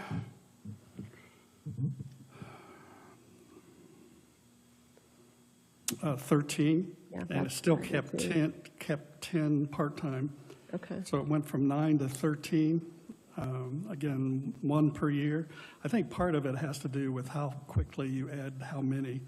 because- I added up to 13 in 2025 and kept it at 13 through, yeah, for 10 years. And same thing, we didn't go under until 2036. But at 2035, it ends up 100.1%. So that's the break even in 2035. Yeah, 2035. And I kept it at 4%, and everything else that you have in yellow exactly the same. So if all the assumptions and information that Shannon used, and I have no reason to think otherwise, is accurate, this would add 5 employees full-time and would still be in the black by 2023 at a 4% increase, which we've not been able to achieve except in the sheriff, jail, and some other areas. Then our premium helped a lot too on some of those. But pretty much we went about double the amount for everybody across the board. If we went 3% for the average employee, we went 6% in the sheriff and jail. And the year before last, we went more than that. It was like 3.5% and 7%. So I kept it at 4%. Since everyone's shared, and I know the general public does not have this spreadsheet.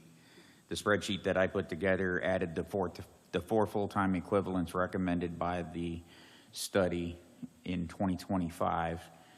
And then I added a single employee in 2028, another in 2031, and another in 2034, anticipating that adding 1 full-time equivalent every 3 years might be necessary to handle call volume if our county continues to grow. And I made those cells variable so that the council could take those out or move them or add them. And as demonstrated, it does make the tax expand longer, last longer, if you add those number of employees, 1 per year. Instead of adding all 4 in 1 year, you can do that. The assumptions that I made basically had the PSAP at 0.10,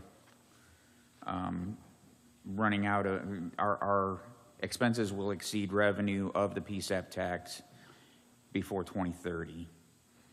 And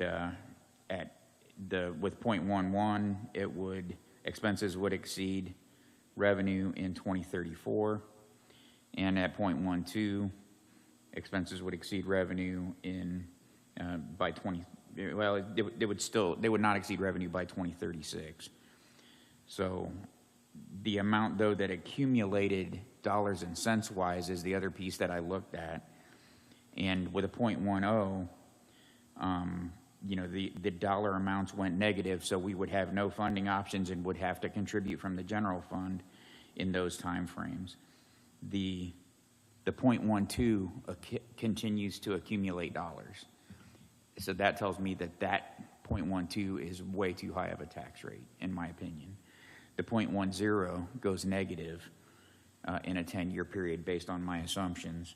The 0.11 at the end of 10 years did not accumulate a couple of $1 million. It accumulated less than $1 million in there, which gave us some operating room to make that 0.11 last beyond the 2036. How far beyond that, I didn't calculate. But those were my calculations, my assumptions, and I asked the council to look at this spreadsheet and put their assumptions in to see what it looked like, and I'm glad they did. I think, first of all, thank you, because I know this spreadsheet took you a lot of time, was and there's a lot of data in here. So thank you. I think the only difference, Shannon, is I added 1 full-time per year spread out, and that allowed some monies to come in rather than expending, 3 or 4 up front. And that kind of spread out the wealth. And even at 1.10, it took in the black to 2023. It all has to do is how many employees you add when. And I think that's the biggest factor, that if you change, it makes all the difference in the world. But it would end up with 13 full-time employees rather than the current 9. It just would be spread out over 4 years. Did you have a professional recommendation for us after looking at everything? No, I mean, the thing is the number of employees that you're going to hire. I mean, as was mentioned, that's the big variable. What rate is, achievable? So, and I can really comment on that. So that's really, I think, what you need to decide is. You know what we pay Baker Tilly, that if you could tell us how to vote, I would leave this meeting saying, money well spent. Travis, that was tongue in cheek.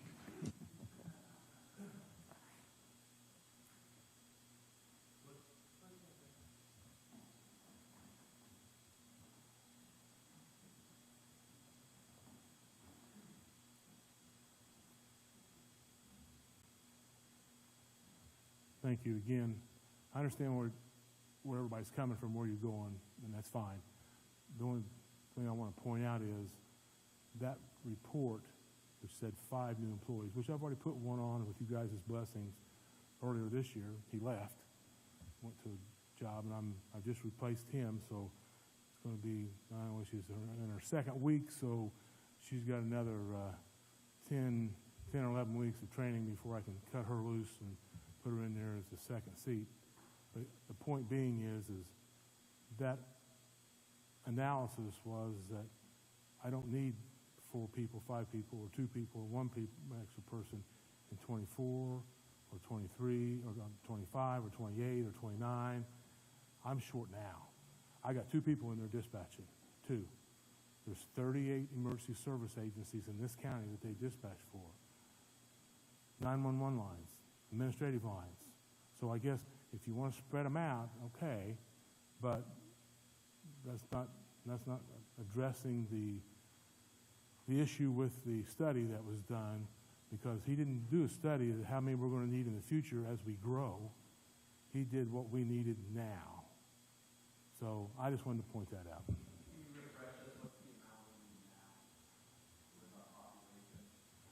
That's what that study that I give everybody a copy of. Right. 5 was a recommendation, and last year, or beginning of this year, I made a request, that an offer, I guess, that I would go ahead and hire one out of my additional 911 money to help out so that I could have some coverage. And when I did that, had that person and got him trained from 10 to 6, I had 3 people in there, Monday through Friday, and that was a godsend. It was a blessing. But at the same time, he quit, and I'm back hiring, going through the process again. But that didn't cover the afternoon shift. I don't need 3 people on nights, on midnights. I just need 3 people. I can use 3 people in the morning from about 6 o'clock in the morning when everybody's running to work, going to school, traffic accidents, all that kind of stuff's going on. 3 people is the number that I'm not, Butch Baker's not saying he needs.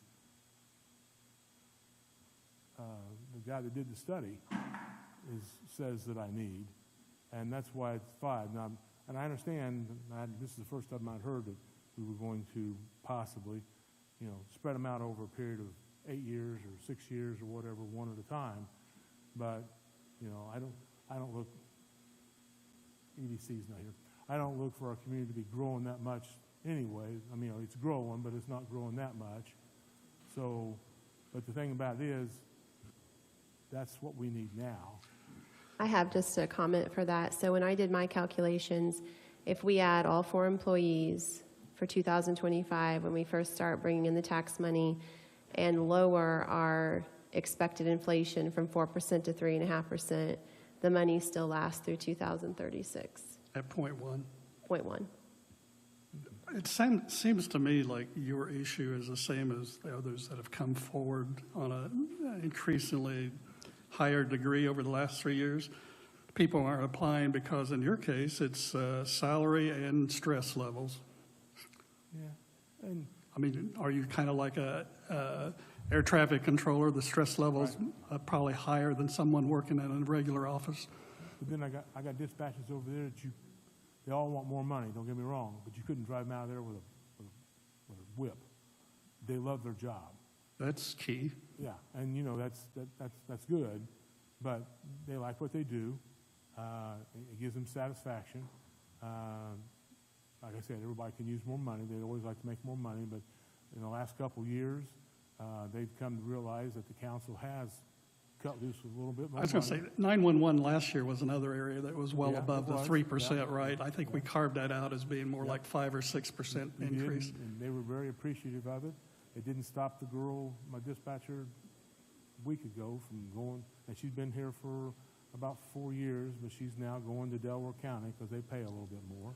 Most people around us pay more. When Wagner, Irwin, Shealy, pardon me for digressing, when they do that market analysis, it's central Indiana.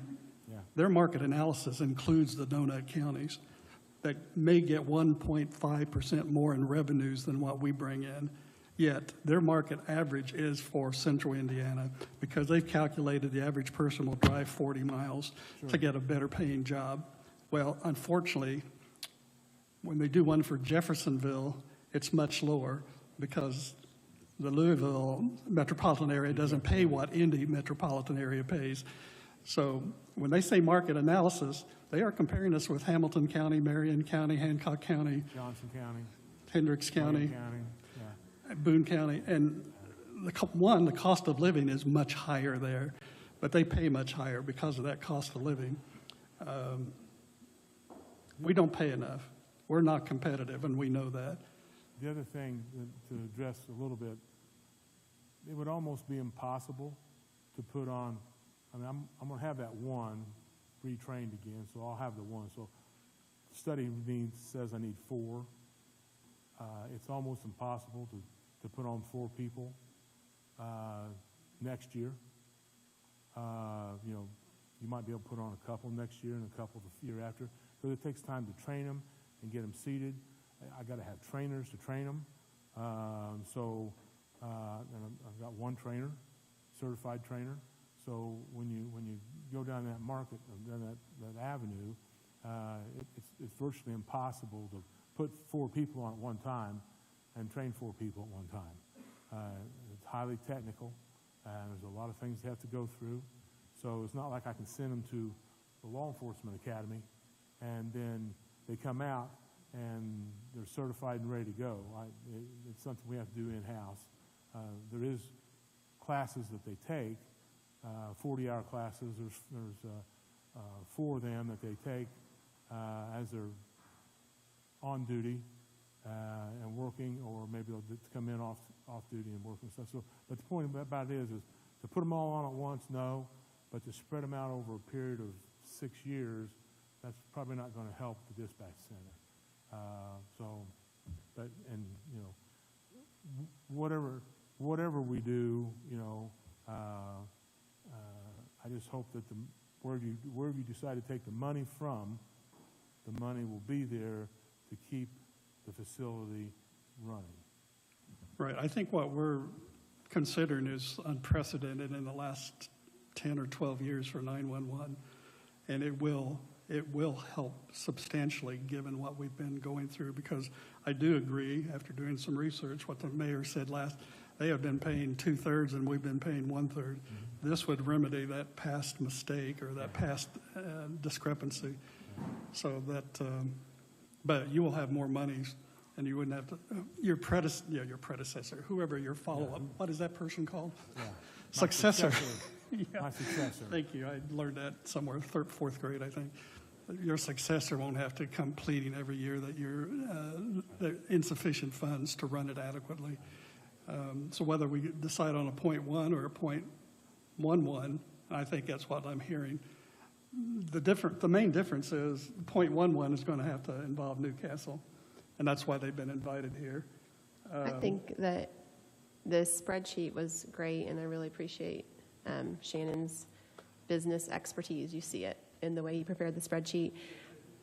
When I was hoping that .09 would be enough, and when I worked through it, I thought, that's probably not wise, it's probably not enough. And then Shannon said, .12 is in excess. So I think you're right, the number is .1 or .11.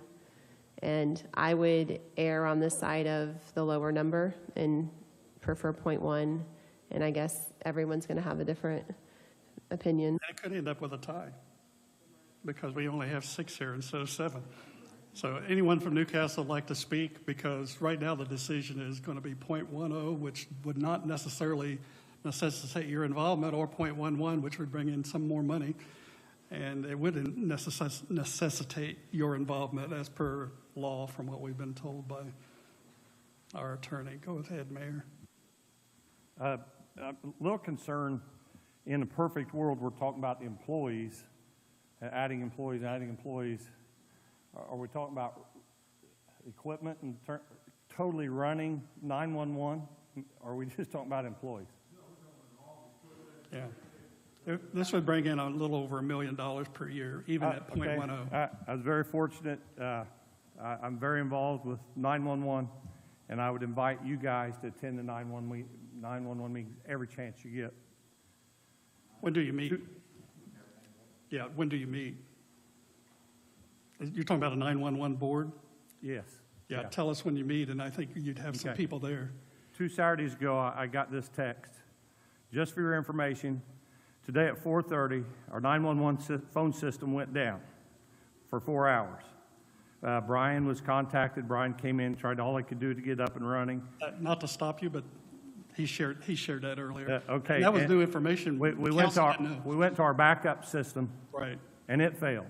Right. We had to send our 911 calls to Muncie. Right. Yeah, we gave direction to go ahead and replace it now. Well, that's good, but it's a 20-year-old system, and everything in there is a 20-year-old system. So for us to sit here and talk about, oh, we can replace this employee and come out break even, no such thing. That is not even a comment. That's not even a point. We're not talking about only financially supporting bodies. We're talking about the equipment in there. So to talk about adding 3 employees, 4 employees, it's about equipment. That's the largest factor as far as money-wise. Well, but that doesn't factor that out. Just that system was $17,000 just to replace it. He told us, and we gave him approval to go ahead and get it. To talk about just employees, there's a lot more involved than just employees. Yeah, we agree. And there was escalators in there for equipment, Greg. The number of employees and how quickly we added them drastically changed that spreadsheet. So that was why that discussion was a key factor that made the biggest change as far as predicting. Your point's well taken. I appreciate that. We are considering the whole package. So, other questions for Jason? Yeah. Jason, out of respect for your time, and I value your professional opinion, without, the future's uncertain, we all know that. Should we err on the side of caution from the standpoint of, if we have excess funds, should we not have them restricted just to PSAP? Or is there another avenue that we should pursue in case we have this wild overage to raise the revenues necessary to support this? Do you have advice either way? If you increase your the rate and it's for PSAP, it's restricted for PSAP. It can only be used for that. So if you got to the point where you were generating excess, what you'd probably do is you'd probably reduce the rate, and which you could do in the future. But you couldn't take that money and use it for your general fund or something else. So I guess my question would be, to prevent that restriction and having to lower a tax rate in the future, would it make more sense to use just a regular income tax? Well, with the income tax, like public safety, for instance, that would be another option the county could look at. That would go to the Income Tax Council, so Newcastle would be involved. Same process. The other issue with that is if public safety gets spread amongst the county and the cities and towns. So, and I think Ken sent an We would email. get 51%, Newcastle would get 44%, Middletown would get 5%, Knightstown would get 4%, Spiceland would get 1.5%. In other words, the over 92% would be Newcastle, and Henry County would get the safety net. And kind of saying it in other words, let's say $1 million is your goal, because that's 0.1, easy number. If you wanted to do the PSAP, you could adopt a 0.1 rate. If you did public safety, since you only get about 50% of the public safety, you'd have to double the rate to get the same amount of money for your goals. That was my big question. Was this potential tax raise it's obvious, but is it the best fit? So it sounds like it probably is. I don't want to backtrack anymore. I think it's time to just move forward. Do we have a motion? Yeah, I'd like to hear what Rex has to say. Thank you, Rex. I think the world of Jason. But he did make one comment that I would take umbrage with. He said, if you wanted to later, you could lower the rate. I think, right? Can you historically tell us when that's happened? Well, that's what I was going to say. 40 years ago, Tom Coleman and Chip Edwards were talking about a tax at a public meeting they wanted to put on, and they said, well, we can put this on a while, and if we raise too much, we can lower the rate. My dad said, now, Chip, have you ever known one of those to be lowered? And the answer was absolutely not. So, but my comment is, if I would recommend you voting on 0.1 because hopefully it's a guaranteed win for you, and 0.11 or 0.12 may not go over as well in terms of the whole tax council. So that's Okay. I think you repeated what you said at our work session. Thank you, Rex. Anybody else? It comes down to 0.10 or 0.11. I'd entertain a motion. I'll make the motion for 0.11. Second. It's been moved by Shannon, seconded by Kyle to adopt a 0.11. Any further discussion, comments? All in favor, aye? Aye. Aye. 2. It passes. We need to go more, it passes by 4 to 2, because I would have voted against that. Yeah, those 2 on the far end and those 2 on the other end.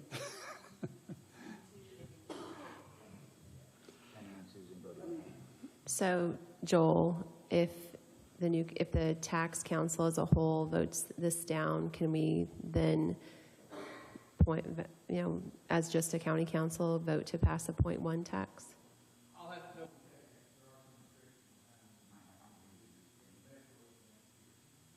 Okay, Newcastle, this would involve you, and we set, and hopefully this is okay. I'm working around vacations. Our regular meeting is on Thursday, July 27th, and at the last, earlier this meeting, we decided on 6 p.m., which would be the time I think you meet, to allow more people in the citizenry, for example, those who work, to be able to attend, and which they might not be able to at 4 o'clock. So Joel, before he left on a well-deserved vacation, gave us some paperwork, a public announcement for the 2 newspapers, and information to the taxpayers and the legalities of an ordinance and or resolution, which would especially be required for the 0.11. And those would just have to be changed, the dates, I assume. So you've already done the work. It's just change it from the June date to the July 27th. Will that work out, Mayor, Rex? that's my knowledge. I think is that the date you sent me? Yes, it is. Yeah, July 27th. The only change is probably, I might have mentioned 4:30, and it would be 6 o'clock, which would make that easier on everybody. Any other business that we have? Council, I passed out some updates and information. I'm going to be at a workshop tomorrow. Anybody else going to the Indiana County Councils Association called meeting from the State Board of Education this Saturday? I Yes, am. I am. I wanted to ask about the Ready workshop tomorrow. I've committed to attending. Everything in my email and my calendar says it starts at 1, but Penny said 1:30.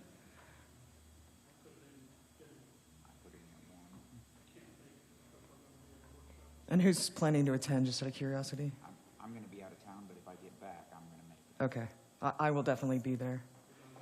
So I'll take notes, and I'll be happy to relay.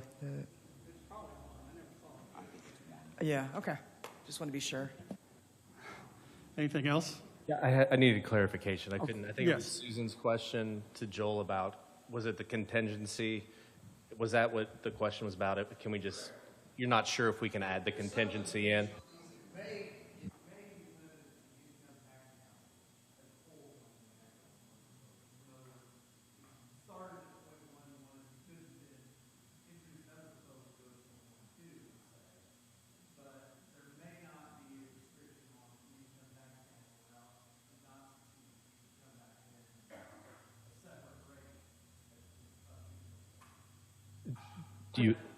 Do you advise that we put a contingent motion in there to preserve that? Could we preserve that if like the .11 failed? And then we preserve that, we agreed that, well, .1 from the county perspective, do you think we can preserve that in case it does fail?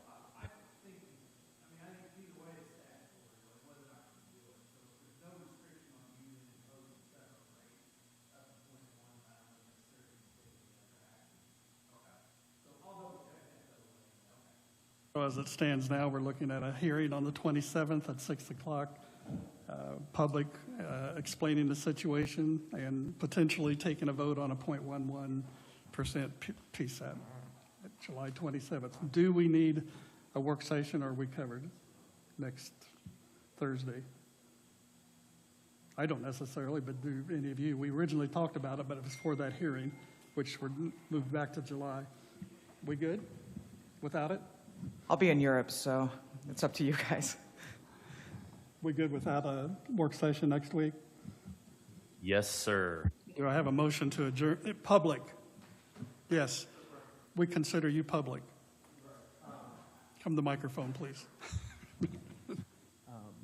Ken and I had mentioned you, Travis Wyke. I'm representing the Veterans Museum, actually. So I had talked to you. I did ask you informally to come and share, and I checked with Joel, but go ahead and summarize. It was Just so the pretty rest of the simple council food and knows. beverage. The Veterans Museum received food and beverage monies for office, different office renovation and things like that. And then we had reached out to Kennan and just to check to see if we could use some of those monies within that, within the award. And I reached out to for Joel, displays, and we were to pick up some displays. on the same page. You were listed and approved under renovation, so what you were asking for would fall under renovation. It's just something came in bid less, and they're wanting to move it to something else that falls within the Veterans Administration renovation. Yes, yes. And Joel and I discussed, and I said, well, come and at least share with the council so we know if in case they're asked. Yeah, and then we also, one of the things that we were able to find is during the public library's surplus equipment, they have some displays that we could actually use some of that, and we didn't want to spend any money Very good. the wrong way, but wanted You're to being a just good make steward sure of the that- monies, but it did fall under renovation, so it's just basically a move over because it was already approved under food and beverage, and Joel concurred. Okay. So now the whole council's aware. Okay. It was less than $1,000 or so. Oh, yeah, yeah, Yeah, yeah. it was a I just minor wanted to, amount. we still didn't want to spend, $10 without it being the right way, so. Well, Thank you. Well, thank you. Okay, thank you. Appreciate it. Anyone else from the Kennan, community? Yes. does the sheriff have anything else he wanted to come back up? Anything else you'd like?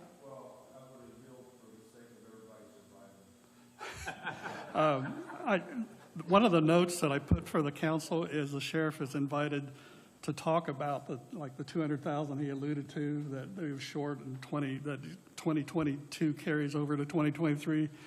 And that's next week. And it's on the handout that I gave you, and I'm looking for it. Tuesday at 2 o'clock, correct? Was it moved to Monday? Was it? I needed clarification on that too. Oh, Monday at 2. okay. Monday at 2? Thank you. I think I didn't make the move in my phone, so I gave you the wrong information. Monday at 2, not